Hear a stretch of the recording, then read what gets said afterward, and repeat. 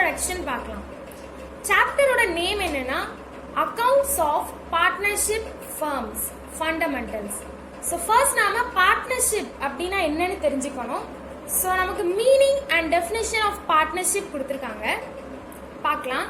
When two or more persons join together to form a business to share the profit or loss arising therefrom in an agreed ratio, the relationship among them is called partnership. So எப்போ ரெண்டு அல்லது அதற்கும் மேற்பட்டவங்க சேர்ந்து profit and லாஸை நம்ம share பண்ணலாம், நம்ம ஒரு பிஸ்னஸ் தொடங்கலாம் அப்படின்னு அக்ரி பண்றாங்களோ, ஒத்துக்கிறாங்களோ, அதை தான் அவங்கள தான் நாம வந்துட்டு பார்ட்னர்ஷிப் அப்படின்னு சொல்றோம். ஸோ இதுக்கு வந்து ஒரு டெஃபினிஷன் இருக்கு. According to section 4 of Indian partnership act 1932, partnership is defined as the relationship between persons who have agreed to share the profits of a business carried on by all or any of them acting for all. So இதை வந்து என்ன சொல்றாங்கன்னா பர்சன்ஸ்க்கு பிட்வீன்ல இருக்கிற relationship அப்படின்னு சொல்றாங்க.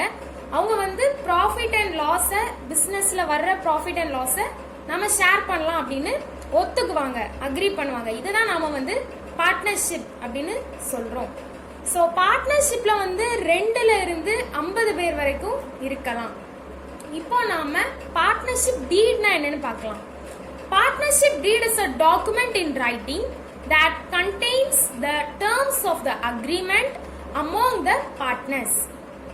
It is not compulsory for a partnership to have a partnership deed as per the Indian Partnership Act 1932. Okay, so partnership டீட்னா என்னன்னா ஒரு ரிட்டன் டாக்குமெண்ட். அது வந்து எழுதப்பட்ட ஒரு டாக்குமெண்ட். அது வந்து ஓரல்ல இருக்காது, நம்ம சும்மா பேசி நாம வந்து இப்படி பண்ணலாம் அப்படின்னு எதுவும் இருக்காது. அவங்க வந்து அதை எழுதி டாக்குமெண்டா வச்சிருப்பாங்க. ஸோ இதுதான் நாம வந்து பார்ட்னர்ஷிப் டீட் அப்படின்னு சொல்றோம். ஆனா இந்த பார்ட்னர்ஷிப் டீட் கண்டிப்பா ஒரு பிசினஸ்ல இருக்கணுமா, இந்த அக்ரிமெண்ட் கண்டிப்பா ஒரு 2 பார்ட்னருக்குள்ள இருக்கணுமா அப்படின்னா அது வந்து கம்பல்சரி இல்லை நம்மளோட இந்தியன் பார்ட்னர்ஷிப் ஆக்டின் படி. ஆனா இது வந்து ஒரு எவிடன்ஸ் தான். ஃபியூச்சர்ல ஏதாவது ஒரு பிரச்சனை அப்படிங்கும் போது நாம வந்து இந்த பார்ட்னர்ஷிப் டீட்ல உள்ள அக்ரிமெண்ட்டை பார்த்து நாம வந்து ஒரு டெசிஷன் எடுக்கலாம். ஆனா நம்ம கிட்ட பார்ட்னர்ஷிப் டீட் இல்ல, ஒரு அக்ரிமெண்டே நாம பண்ணல, ரிட்டனா எதுவும் நடக்கல அப்படின்னா அதுல வந்து நிறைய கன்ஃபியூஷன்ஸ் வர வாய்ப்பு நிறைய இருக்கு. So contents of partnership deed.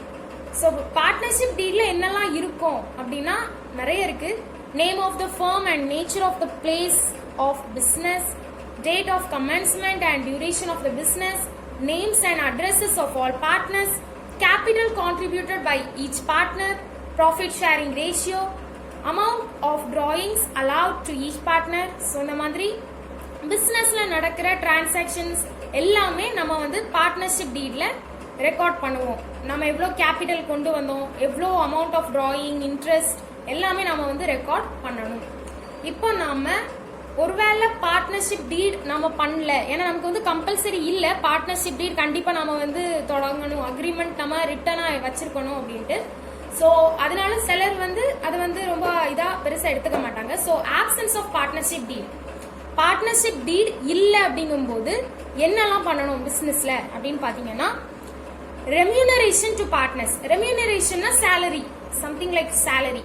So அது வந்து பார்ட்னர்ஸ்க்கு எப்படி கொடுப்பாங்க, ஒருவேளை நம்ம வந்து பார்ட்னர்ஷிப் டீட் ஒரு அக்ரிமெண்ட் நமக்குள்ள இல்லைன்னா நம்ம எப்படி பண்ணணும் அப்படின்னா no salary or remuneration is allowed to any partner. So எந்த பார்ட்னருக்கும் சேலரி அல்லது ரெம்யூனரேஷன் வந்து அலோவ் பண்ண முடியாது பார்ட்னர்ஷிப் டீட் இல்லைன்னா. Profit sharing ratio.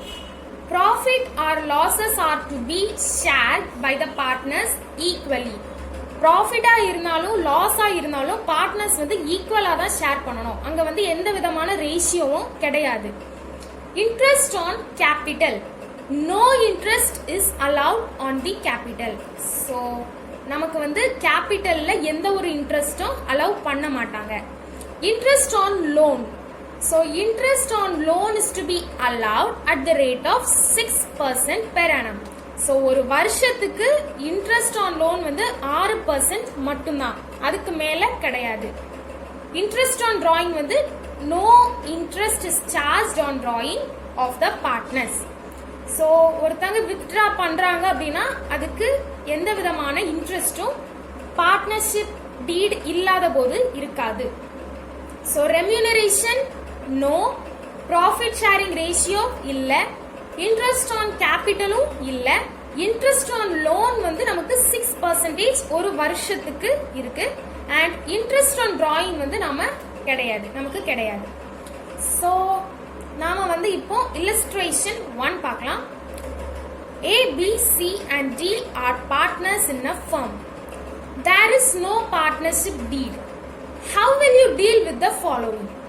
So partnership deed இல்ல, 4 partners இருக்காங்க. So நம்ம எப்படி டீல் பண்ணுவோம் அப்படின்னு கேட்காங்க. A has contributed maximum capital. He demands interest on capital at 12% per annum. So interest on capital நாம வந்து இப்போதான் படிச்சோம்.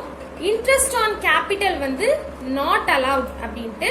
ஸோ நாம வந்து ஆன்சர் ஃபர்ஸ்ட் ஒன்க்கு ஆன்சர் என்ன எழுதணும் அப்படின்னா no, interest on capital is payable to the partner. So no interest on capital நாம வந்து பே பண்ண முடியாது, ஏன்னா இதுல வந்து எந்த விதமான பார்ட்னர்ஷிப் டீடும் இல்லை. Therefore, A is not entitled to interest on capital. இப்போ நாம செகண்ட் பார்க்கலாம். B has withdrawn 1000 per month. Other partners ask B to pay interest on drawing at 10% per annum to the firm, but B does not agree to it. So B வந்து 1000 ரூபாய் ஒவ்வொரு மாசமும் எடுத்துட்டே இருக்காங்க பிசினஸ்ல இருந்து.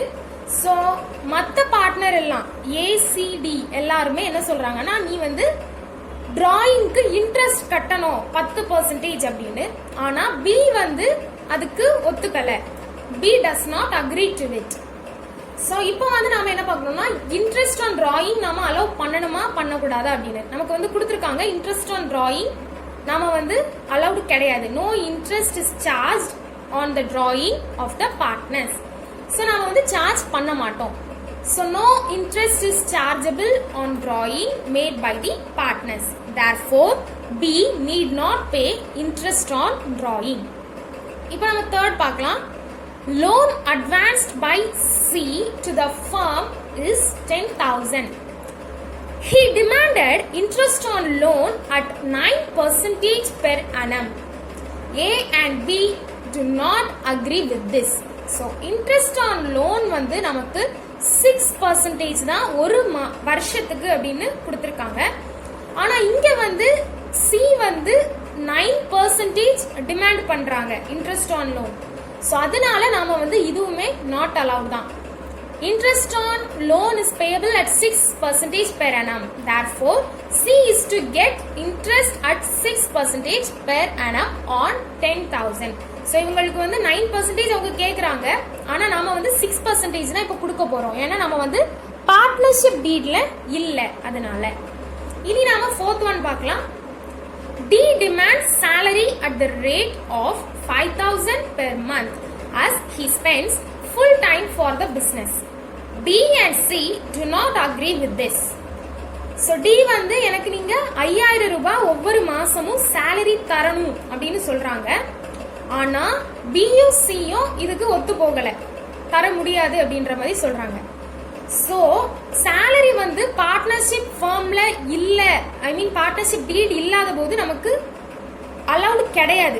நம்ம வந்து ஃபர்ஸ்ட் பாயிண்ட்ல பார்த்தோம், no salary or remuneration is allowed to any partner.